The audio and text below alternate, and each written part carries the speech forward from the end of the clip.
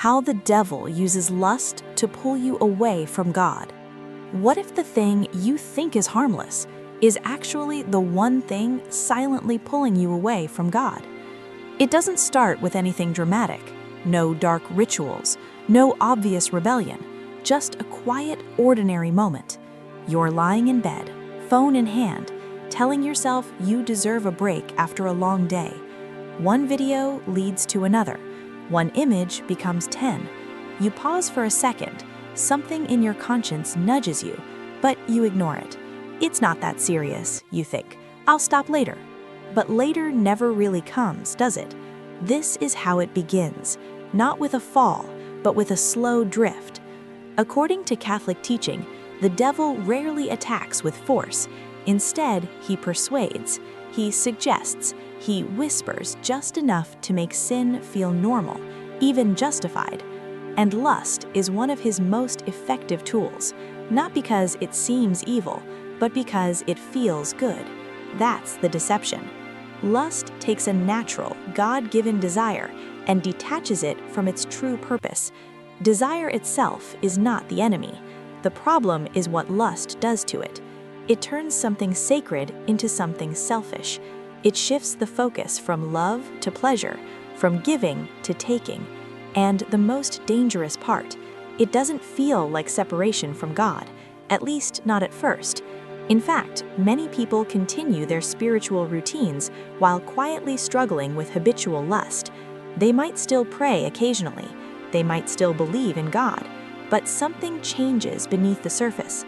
Prayer feels dry, motivation fades, guilt creeps in, and slowly, almost imperceptibly, the relationship with God becomes distant. This is not an accident. Catholic teaching explains that mortal sin separates the soul from God's grace, but even venial sin, especially when repeated, weakens the soul. It dulls spiritual sensitivity. It makes it harder to recognize God's voice and easier to ignore it. Lust is particularly powerful in this way because it directly affects both the mind and the will. It clouds judgment and weakens discipline.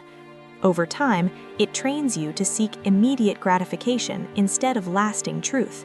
And this is exactly where the devil wants you, not necessarily in outright rebellion, but in distraction, in compromise, in a state where you're just spiritual enough to feel comfortable, but not committed enough to grow.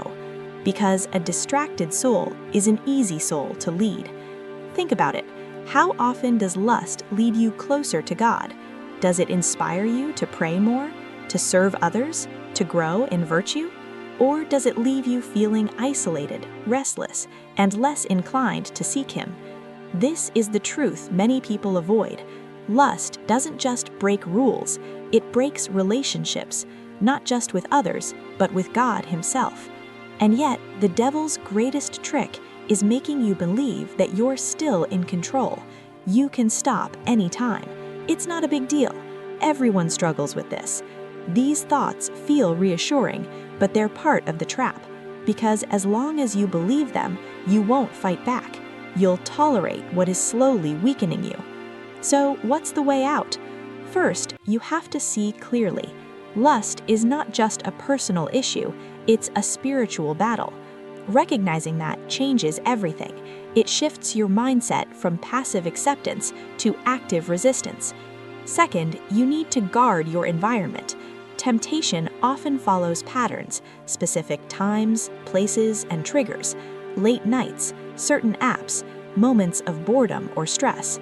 Identifying these patterns allows you to break them, not perfectly, but intentionally. Set boundaries, limit exposure. Replace harmful habits with healthier ones. These are not signs of weakness, they're strategies for freedom.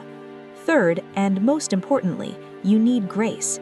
You cannot win a spiritual battle with human strength alone. Catholic teaching emphasizes the power of the sacraments, especially confession. Confession is not just about admitting failure, it's about receiving strength. It brings your struggle into the light. It breaks the cycle of secrecy. It restores your connection with God. And then there's prayer, not just routine prayer, but honest prayer. The kind where you admit your weakness and ask for help, even when you don't feel worthy. Because that's the truth. You don't have to be perfect to come back to God. You just have to be willing. Over time, something remarkable begins to happen. The same desires that once controlled you begin to lose their power. The same temptations that once felt irresistible become manageable, not because they disappear, but because you're no longer facing them alone.